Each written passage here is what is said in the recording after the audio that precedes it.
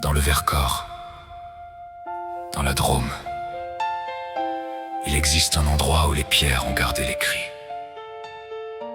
Une grotte, un refuge, un hôpital sans mur.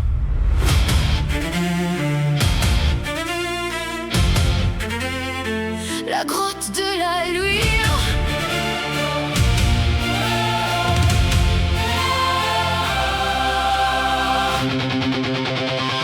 Quand les combats ont embrasé les montagnes, quand les blessés ne pouvaient plus marcher, des hommes ont cherché dans la forêt un endroit où leur vie protégée. Saint-Martin en Vercors devait fuir. L'ennemi approchait chaque jour. Alors dans la nuit, sur les chemins, ils ont emporté les blessés avec eux. Une soixantaine d'hommes blessés, transportés dans le silence et la peur. Et dans cette immense bouche de pierre, on installa un hôpital de fortune. Il n'y avait presque rien pour soigner. Quelques médicaments, quelques pansements, des brancards posés entre les pierres et des médecins qui tenaient pourtant. Les infirmières veillaient dans le noir. Elles soignaient sans demander qui tu étais, maquisard français ou prisonnier allemand. Un blessé resté, un blessé. Au-dessus de flottait la croix rouge comme un signe disant: Ici, il n'y a pas d'ennemis. ici, il y a des hommes à sauver.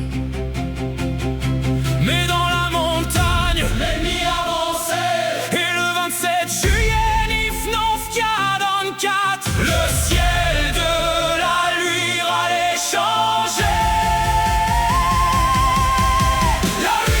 La Luire, n'oublie jamais leur nom. Sous la pierre et sous la croix rouge, ils attendaient encore le jour. La Luire, entendez depuis nos montagnes. Ils étaient blessés, ils étaient soignants. Ils étaient là pour sauver des vies. Le 27 juillet, dans l'après-midi, des soldats découvrent leur refuge. Une vingtaine d'hommes surgissent, les armes pointées vers la grotte. Ils tirent malgré la croix rouge, malgré les blessés couchés là, malgré les hommes qui ne peuvent fuir, malgré ceux qui ne peuvent même pas se lever. Les grands blessés sont abandonnés à leur sort. Certains sont exécutés sur leur brancard. Et la montagne devient silencieuse. Ils n'avaient plus la force de combattre. Ils étaient médecins, Ils étaient infirmières, ils étaient malades, ils étaient blessés. ils soignaient. Ils ne combattaient pas.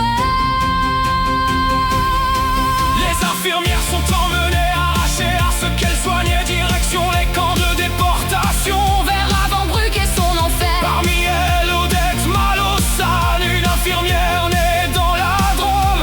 Elle avait rejoint la résistance pour sauver ceux que la guerre blessait. Elle survivra au combat du Vercors. Mais pas à la déportation.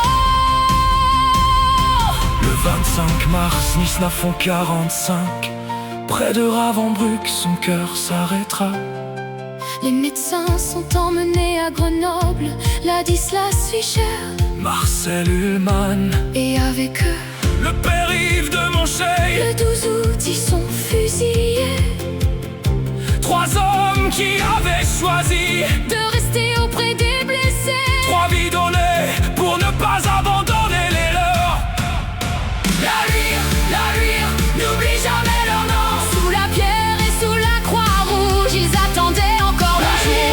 La Luire, entendez depuis nos montagnes. Ils étaient blessés, ils étaient soignants. Ils étaient là pour sauver des vies.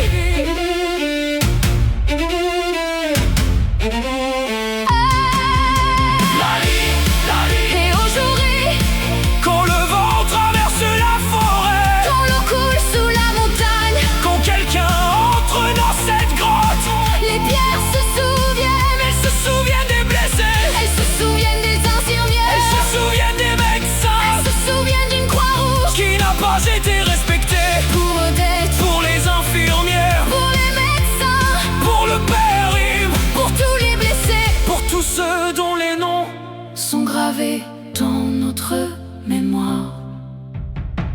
La France n'oublie pas.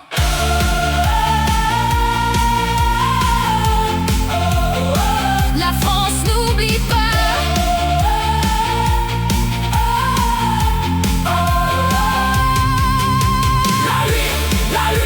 La Drôme se souviendra. Dans les montagnes du Vercors, leur mémoire ne mourra pas. Que leur nom résonne encore. Ils n'avaient pas choisi la guerre, Ils avaient choisi de sauver des vies. et même si leurs corps sont tombés,